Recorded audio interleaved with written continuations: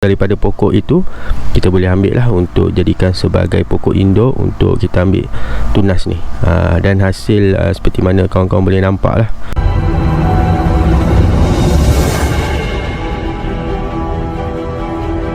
Assalamualaikum warahmatullahi wabarakatuh. Salam kepada rakan-rakan semua. Saya doakan agar kawan-kawan dalam keadaan sihat selalu, berada dalam rahmat Allah dan dipermudahkan segala urusan. Baiklah, untuk vlog kali ini perkongsian berkenaan dengan cantuman secara kaedah baji kepada tanaman durian. Apa yang saya cuba nak kongsikan kepada kawan-kawan adalah saya menggunakan tunas keratan daripada pokok induk berumur 1 tahun 7 bulan lah. Saya ambil tunas pada pokok di kebun saya ni lah. Kawan-kawan sedia maklum, pokok yang saya tanam Musang King di kebun saya ni berusia 1 tahun 7 bulan. Jadi untuk makluman kawan-kawan, pokok ni belum mengeluarkan buah lagi, tetapi untuk pengenalpastian variety saya tanam memang variety Musang King lah.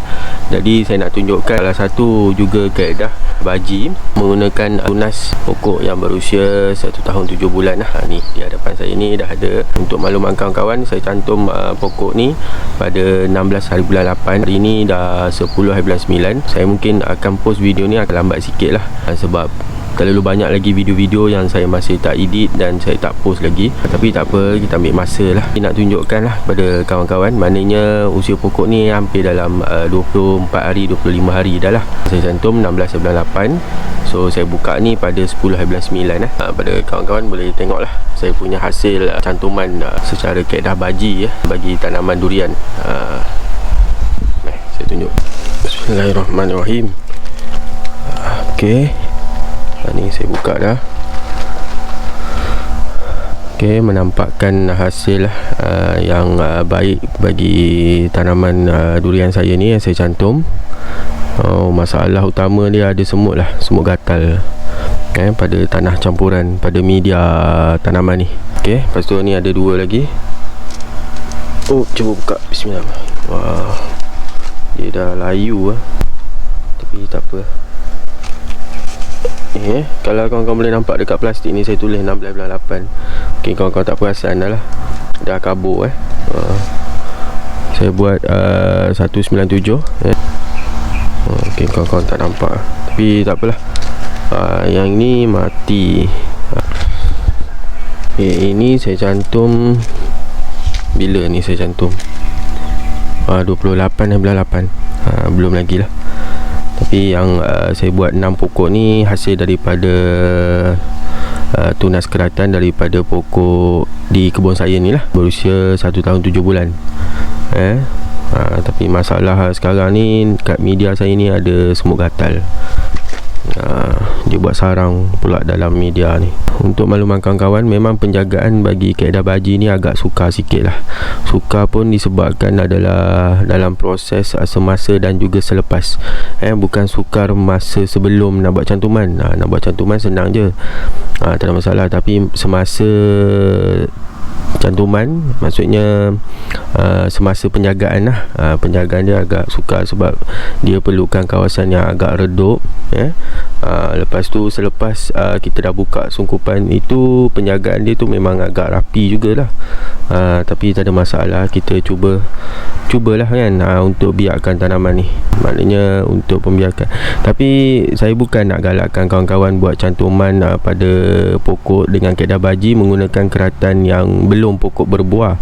Dia sebaik-baiknya pokok yang telah berbuah lah, sebab kita boleh tahu buah yang kita makan pada pokok itu merupakan buah atau pokok yang bagus. Jadi sebaik-baiknya kita cantum, kita ambil keratan daripada pokok yang telah berbuah lah sebaik-baiknya. Tapi kalau kawan-kawan dah kenal pasti, macam saya dah kenal pasti tunas yang kita ambil tu adalah Musang King, tu tak ada masalah lah. Mana saya nak tunjuk kat sini untuk cantuman kaedah secara baji bagi tanaman yang baru, orang kata pada tanaman yang belum berbuah, maknanya boleh pakai. Tapi dengan syarat lah pokok yang kita tanam tu berusia lebih kurang 1 tahun 6 bulan dan ke atas lah, bulan ke atas, tahun setengah. Lepas kita tanam tu, maknanya tunas yang daripada pokok itu kita boleh ambil lah untuk jadikan sebagai pokok induk untuk kita ambil tunas ni. Dan hasil seperti mana kawan-kawan boleh nampak lah.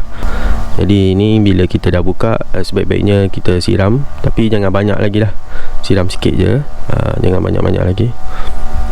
Ni kedah baji saya buat pada anak pokok yang baru berusia lebih kurang 3 minggu. Kalau kawan-kawan boleh nampak, struktur batang utama ni masih dalam peringkat tumbesaran lagi kan. Kawan-kawan boleh nampak lah. Cuma yang ini memang tak jadi. Saya cuba kahwin kat tepi. Tepi ni bukan dekat atas ni, jadi tak menampakkan hasil. Kalau macam sebelum ni ada video, nanti saya share dekat bahagian atas ni.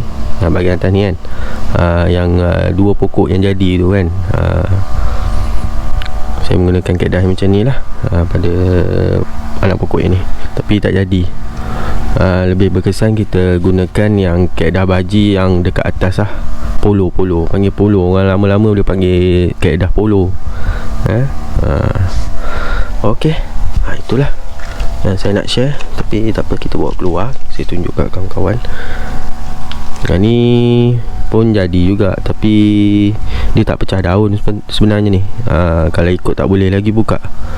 Dia tak pecah lagi daun. Kita risaukan nanti dia mati. Tapi tak apalah kan, kita dah buka. Sebab saya pakai sungkupan sekali terus untuk 4 pokok ni. Tapi tak ada masalah kalau kita nak tutup balik dengan plastik. Yang ini, kalau yang ni kita bungkus dalam sungkup balik dengan plastik. Mana tahu dia nak hidup balik kan. Tapi tak apalah, saya nak settle kat ni dulu.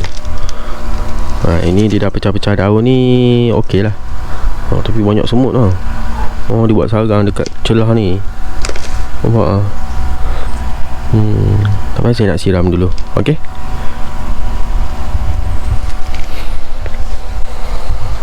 Ni pokok bunga kertas saya nak semai.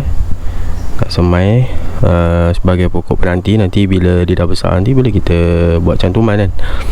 Jadi untuk proses seterusnya, bila saya dah buat keratan ni, saya ambil sikit-sikit keratan ni yang mana agak-agak besar macam ni lah. Besar macam ni kan. Kita jadikan dia sebagai pokok penanti bunga kertas. Nanti kita boleh biarkan dia lah. Pada kawan-kawan yang ada pokok bunga kertas kat rumah tu, boleh lah buat macam cara saya ni, buat keratan. Proses seterusnya, saya ni ada horma penggalak akar jenis serbuk. Nanti kita tambahkan air, nanti kita select dekat bahagian pangkal. Okey, ni saya nak kikis dulu. Kikis bahagian ni lah yang kita nak masukkan, kita nak benamkan dalam tanah tu. Kita kikis sikit-sikit je. Nanti kita select dengan hormon penggalak akar. Okey, bagi dia cepat sikit keluar akar dia. Hormon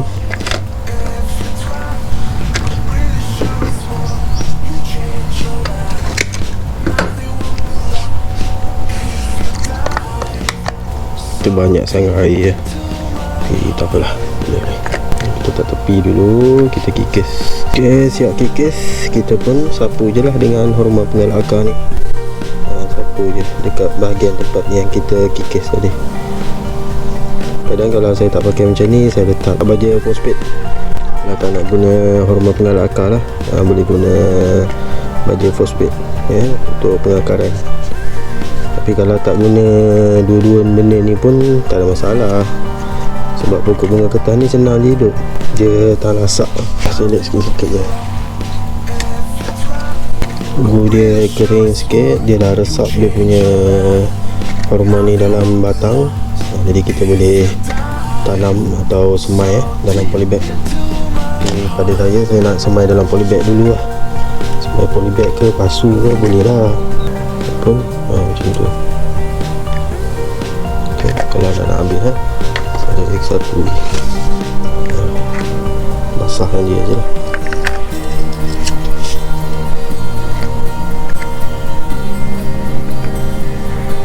Beres.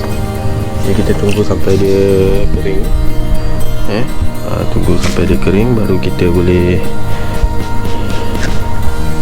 semai atau tanam dalam pasu. Okey, beres.